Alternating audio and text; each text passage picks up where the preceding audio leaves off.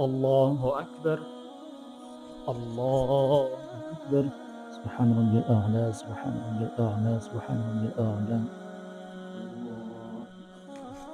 الله أكبر. کتونکو تاسو وکتل چې دغه امام چې د په حالت ته سجده کې وو، مقتدیان هم ورسره وو. زه چې مسبوق یم زه راغلم، اوس چې ما امام سره صرف دغه یو سجده راونی وه. ډېر خلک داسې وي چې دوی په دغه صف کې انتظار کوي چې دغه امام راودرېږي زه ورسره په مونځ کې شامل شم. خو نه، تاسو چې دغه امام سره دغه سجده هم رانیولی شئ، ځکه چې د نبي علیه السلام حدیث مبارک د نبي علیه السلام مبارک فرمایي چې څوک یو سجده وکړي نو خدای پاک جل شانه به یو درجه بلنده کړي او ورسره به چې دی یو ګناه معاف کړي. نو اگر چې تا امام سره یو سجده یا دو سجدې راونیوي نو ستا خو دغه رکعت نه دی شوی.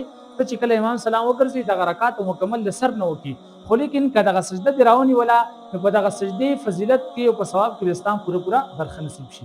واخر دعوانا ان الحمد لله رب العالمین.